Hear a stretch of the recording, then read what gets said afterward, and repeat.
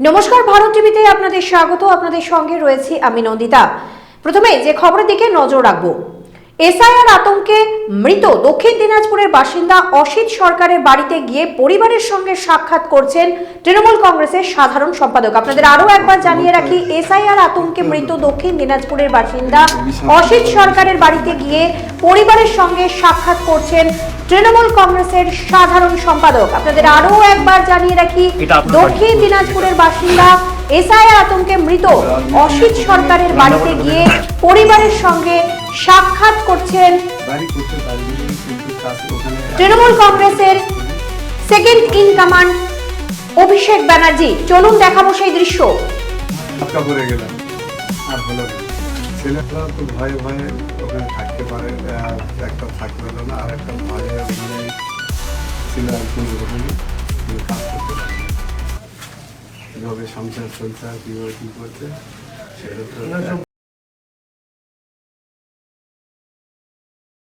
তো চলেছি।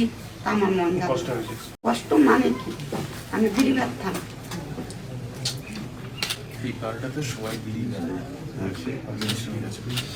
এই যে 7 মাস আপনারা ছিলেন বাড়িতে, কোনো যোগাযোগ নেই? কোনো মানে ওই কোথায় আছে কিভাবে আছে সেটাও আমি জানতাম না। 4 দিন পরে ওই জেলে যেমন কোর্টে উঠে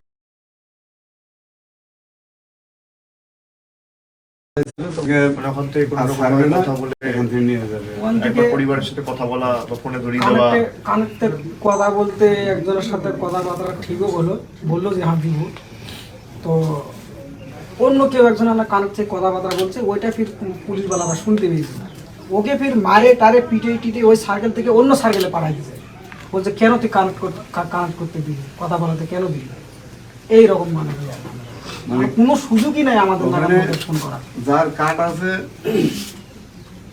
ওই কার্ডে কথা বলতে মানে উনিই পারবে, তাছাড়া আদেশ কেউ পারবে না। আর আদেশ কেউ দিলে পারে যে পুলিশ দেখতে পায়, তাহলে যার কার্ড ওই কার্ডকে সিজ করে নিবে এবং দুইজনে অন্য সার্কেলে পাঠাবে, মারে ফেলে এরকম।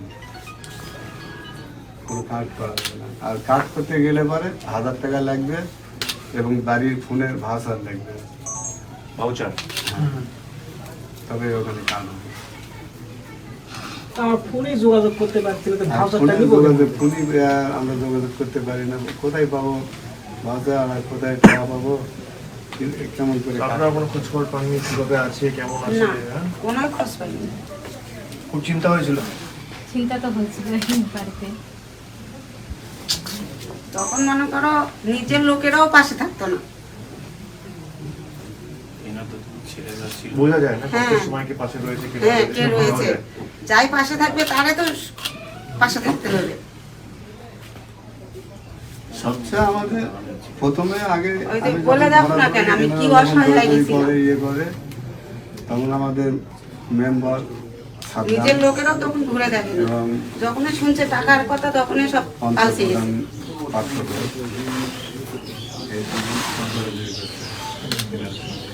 এবং তার সঙ্গে আমাদের বালুঘাটে শিবুদা, উনিও যথেষ্ট পরিমাণে ইয়ে করেছে, হেল্প করেছে। এরকম আর কেউ নেই তো ওখানে যাদেরকে জোর জবরদস্তি ঢুকিয়ে দেওয়া হয়েছে? না, আমাদের এই দিককার মালদার মানে এই মালদার এবারে এই দুটাই ছিলাম আমরা জবরদস্তি। আমার একটাই ভরসা ছিল এই দাদা, ওই যে ছেলের সঙ্গে কথা বলে যে বলিছে, এই যে এই জন্যই আমি ভ্যাকসিনতেই ছিলাম। ইনো খুব দৌড়াদৌড়ি করেছে, আপনার পিছনে আছে, ইনো চেষ্টা করেছে, বহুত খাটাখাটি। সবাই মিলে করেছে, সমস্যা আমাদের জন্য সবাই মিলে খাটাখাটি করেছে। দাদা যদি না থাকতো, না সবাই মিলে করেছে, একা কোনো কাজ হয় না। আমাদের ভবিষ্যৎ এটা তুই বলেছি, শামিরুল্লাহ ফলো আপ করেছে, আমাকে যখন এসছে আমি আমার যতটুকু সাহায্য করার করেছি, সব মিলে করেছে বলে হয়েছে। এই খুব ভালো লাগলো আমার, সবাই মিলে আজ সাহায্য পাইছি এবং সেই জন্যই আমরা বের হতে পেরেছি। তাছাড়া আজও মনে হয় জেলে আমাদের থাকতে হতো। আমার ছেলে এখন ভুলে যান, যা হয়েছে হয়েছে, এখন অতীত পাল্টানো যায় না। ভুললেও তো ভোলা যায় না, মনে হয় থাকে থাকে। ভুললেও থাই থাকে মনে হয় এইসবগুলো যে আজ কি ছিলাম আর কি করলাম, কি হলো, যে কোনো দোষ নাই কিছু নাই, বিনা দোষে আর 7 দুই, মাস চার, তিন, জেল চার, খেটে তিন, আসলাম, চার, 7 মাস জেল খাটলাম বিনা দোষে। এত কিছু ডকুমেন্ট সব দেখানোর পরেও বলে যে বাংলাদেশি। যেদিন ধরে এবং সেদিন তারপরে বললো কি হচ্ছে, যে বাংলা ভাষা 1000 বলা টাকা যাবে না। দাও, ও কি লাগবে, আমি আবার আমাদের কি করলাম, সঙ্গে সঙ্গে মাতৃভাষা transfer বাংলা করালাম। ভাষা। আবার 15,000 জন্মের টাকাও থেকে আমরা পাঠাইছি, বাংলা ভাষা বলতে তবুও বলে ওরা আসছি। কিছু মনে করেনি। তাহলে বাংলা আরে ভাষা এরা তো বলবো জানে না। না, বাংলা না থাকলে ভারতবর্ষ স্বাধীন হতো না। না, বাংলা এই- বিপ্লবীদের অবদান জানেন নাকি? এই বাংলা বাঙালি না থাকলে পারে মহারাষ্ট্রের কোম্পানি বন্ধ কিছু হয়ে দেশই যাবে। স্বাধীন হতো না, আজও ইংরেজরা রাজত্ব করতো। হ্যাঁ, এটা জানেন কিন্তু নাকি? এই জন্য ওনারা খুব রাজ পেয়ে গেছে ওখানে। কোনো ওখান কথা থেকে জামা কাপড় টামা কাপড় সব নিয়ে এসছো, জিনিসপত্র সব হ্যাঁ, হ্যাঁ ওগুলো আমাদের দেখলে ছিল, ওগুলো পাইনি। সব নিয়ে চলে এসছো, না আবার যেতে হবে? না না যেটা না। সব নিয়ে একবারে চলে এসছো, ভালো করেছো। আমার যতটুকু ছিল ওখানে যে রুম ছিল সেই রুমের কাপড় চোপড় যেগুলো ছিল ওগুলো আমাদের পাইনি, সব নিয়ে নিছে। কে নিছে? তখন এতদিন ছিলে, বন্ধু বান্ধব যারা আছে তারা যোগাযোগ করেন এবং তোমাদেরকে জোর জবরদস্তি ঢুকিয়ে হ্যাঁ নিয়ে যোগাযোগ যেত? করছিল। আমি যে ছেলেটার আমাকে কন্ট্রাক্টে কাজ করছিলাম, হ্যাঁ, ওই ছেলেটা আমাকে বের করানোর জন্য বহুত পয়সাও দিছে, ফির ওর কাছ থেকেও 1.5 লাখ টাকা নিছে ওই পুলিশ বানালো। তারপরে বুঝি পারো। তারপরেও কথা হচ্ছে, আজকে ছাড়বো কালকে ছাড়বো, এবার করতে করতে আজ আমাদেরকে আর ছাড়িয়ে দিল না। ওই টাকাটাও খেয়ে নিল, আমাদেরকেও জেলে ঢুকে দিল, এরকম পরিস্থিতি। টাকা পয়সা খাইছে কিন্তু খাওয়ায় কোনো কাজ করে না। মহারাষ্ট্রের কানুন খুব খতরনাক কানুন, কারণ বিজেপির এলাকা না, বিজেপি এটা যাচ্ছে তাই করে। হ্যাঁ, ওরা যেটা করবে আর কোনো কথা কোনো চলবে না। ভারতবর্ষে তো কোনো রাজ্যে কোনো পৃথক আইন নেই। বাংলায় যে কারণ আইন প্রযোজ্য সেটা মহারাষ্ট্রেতেও প্রযোজ্য, সেটা গুজরাটেও প্রযোজ্য। তো এরা গায়ের জোরে জোর জবরদস্তি যা করার করে, হ্যাঁ, আর কোর্টে লড়াই করার মতো কেউ নেই। জবরদস্তি একটু কথা বলবেন, 2-4 কথা বলবেন, পাট্টা খায়গা, মানে মারার হুমকি। কেন মারবে, কি দোষটা আমার মারবে, এদের কথা বেশি বলেছি। সেই জন্য হ্যাঁ, Aadhaar card, voter card, ration card, PAN card, জমির দলিল, অঞ্চল প্রধানের সার্টিফিকেট সব দেওয়ার পরে বলে বাংলাদেশি। আমি সব দেওয়ার পরেও যে বাংলাদেশি বলে, এটা তুমি চেক করে ইয়া করো, কম্পিউটারে মোবাইলে সার্চ করো বাংলাদেশ, এটা অরিজিনাল না ডুপ্লিকেট না কি। আর আমি যদি বাংলাদেশি হই তাহলে আমার আধার কার্ড হবে, ভোটার কার্ড হবে, কিন্তু এগুলো হবে না। আর হলেও মহারাষ্ট্রের হবে, দক্ষিণ দিনাজপুরের হবে না। এই কথা বলার জন্য কয়েকজন মার খাবে। আপনারা তো আপনার সুকন্যা মজুমদারের কাছে আমি যখন কাগজপত্র নিয়ে গেছিলাম, ও দেখে বলে কি, ও জেল হয়ে গেছে, এমন কিছু করা যাবে না। এখন আর কিছু করা যাবে না, ওই সাজা খাটে বের হয়ে যাবে। তাহলে এগুলো কোনো কথাবার্তা ওটা কি কারণে জেল হয়েছে তাকে তো জিজ্ঞেস করবে। সেটা জিজ্ঞেস করবে কি কারণে উনি হয়েছে, কি জিজ্ঞাসা কারণে করবে হয়েছে, কিংবা ওগুলো কিচ্ছু করেনি। এবং উনি তো একটা মন্ত্রী, তাহলে উনি তো ফোন করে, ওখানে তো বম্বেও তো বিজেপি, বিজেপি, আমি তো সেটাই তাহলে বলছি, একবার ওখানে ফোন করে খোঁজ নেওয়া উচিত ওখানে ছিল। এমএলএ কাছে ওখানে একটা ফোন করলে পারে, তাহলে তুমি জানতে পারবে যে আমাদের জেল হয়েছে না সাজা হয়েছে না কি হয়েছে, আর কি কারণে ঢুকালো। তাহলে এই যদি এখান থেকে একটা ফোন করে, আপনারা করেন না, তাহলে ওখান থেকে দিল্লি কিন্তু নেতা ওই হয়ে MLA আন্দোলন তাই তদন্ত করবে। করলে কিন্তু আমার সমস্যাটা ছেড়ে কি, দিতে হবে। ধরুন যদি একটা রাস্তা এদের করতে হয়, হ্যাঁ, মহারাষ্ট্রের ক্ষেত্রে আমি বলছি, এদের কিচ্ছু ক্ষমতা নেই। না। দিল্লি থেকে বলে দেবে তখন রাস্তা করবে। হ্যাঁ। কোথায় জল লাগবে সেটা দিল্লি থেকে বলে দেয়।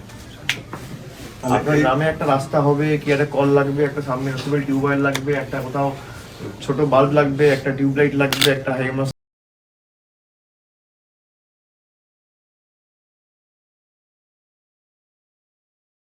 লাগবে।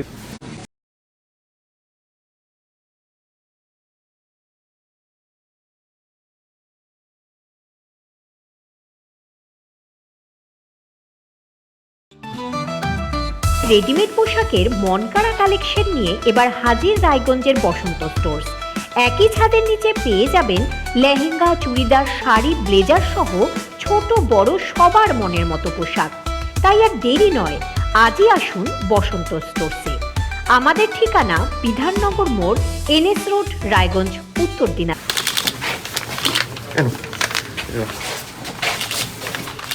আপনার চাটা বানাতে হবে না, আমি তো আসতেই থাকবো, এসে একদিন তারপর চা খেয়ে যাবো, কেমন? অচিন্তার বাড়িতে এলাম, তোমার বাড়িতে যাওয়া বাকি ডিউ, পরের বার তোমার বাড়িতে যাবো যখন এখানে আসবে।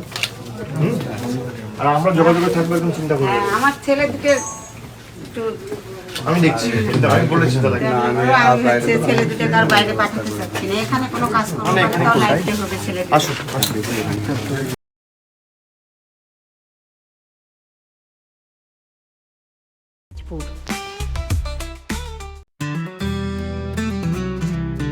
গ্রসারি থেকে কসমেটিক্স,